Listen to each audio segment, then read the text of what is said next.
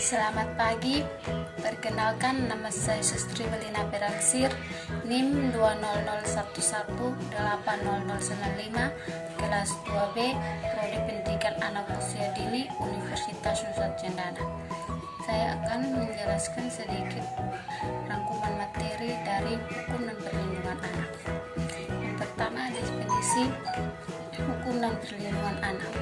Perlindungan pada anak merupakan suatu bentuk usaha untuk memenuhi semua hak dasar anak dan menjauhkan anak dari segala bentuk kekerasan yang dapat berdampak negatif terhadap pertumbuhan dan perkembangannya. Yang kedua, Konvensi Hak Anak. Konvensi Hak Anak adalah hak-hak yang komprehensif. Hak anak merupakan perjanjian universal yang diratifikasi sebagai instrumen internasional. Konvensi Hak Anak diadopsi dalam Sidang Umum PBB tahun 1989.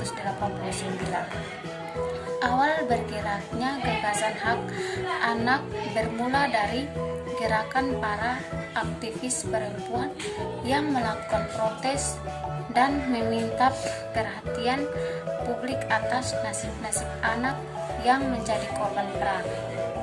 Salah seorang di antara para aktivis tersebut yakni yang bernama Eglantine Jebb.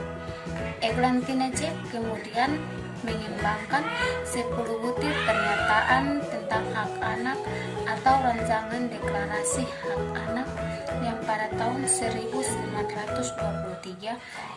Pernyataan hak anak itu adalah yang pertama, hak akan nama dan kewarganegaraan, yang kedua, hak kebangsaan, yang ketiga, hak persamaan dan diskriminasi, yang keempat, hak perlindungan, yang kelima, hak pendidikan, yang keenam, hak bermain, yang ketujuh, hak rekreasi, yang kedelapan, hak akan makanan, yang kesembilan, hak kesehatan, yang kesepuluh, hak berpartisipasi dan pengembangannya. Setelah berakhirnya Perang Dunia Kedua pada tahun 1948, Majelis Umum PBB kemudian mengadopsi Deklarasi Universal Hak Asasi Manusia pada tanggal 10 Desember. Pada tahun 1959, Majelis Umum PBB kembali mengeluarkan pernyataan mengenai hak anak yang merupakan deklarasi internasional kedua bagi hak anak.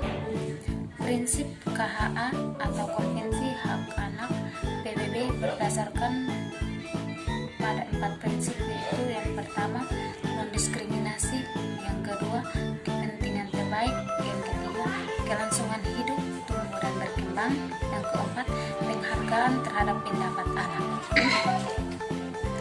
Yang ketiga, Undang-Undang Perlindungan Anak.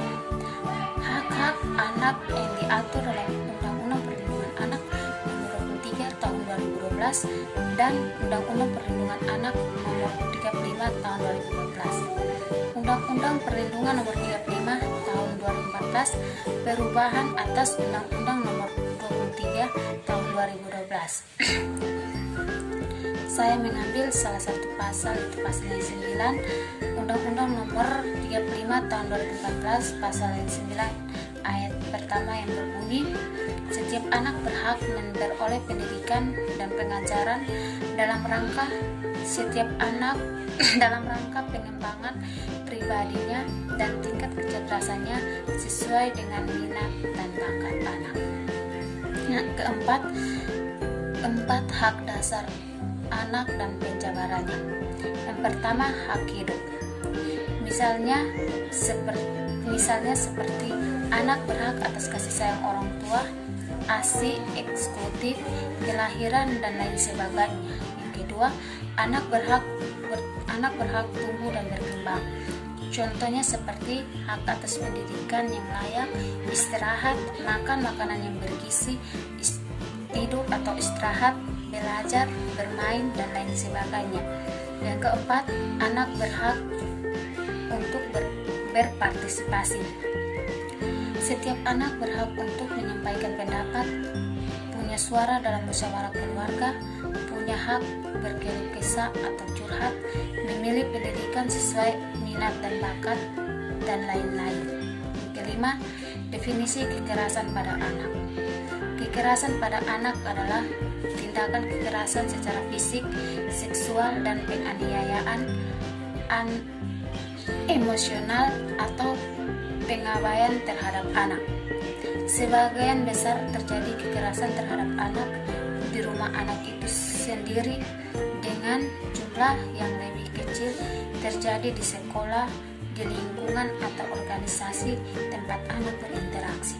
Yang keenam, kekerasan fisik. Kekerasan fisik merupakan kekerasan yang terjadi ketika seseorang menyakiti tubuh anak atau membuat fisiknya dalam keadaan yang berbahaya. Anak yang dapat kekerasan fisik dapat mengalami luka yang ringan, berat hingga meninggal. Undang-Undang Perlindungan Anak Nomor 35 Tahun 2014 Pasal 7C yang berbunyi, setiap anak dilarang mendapatkan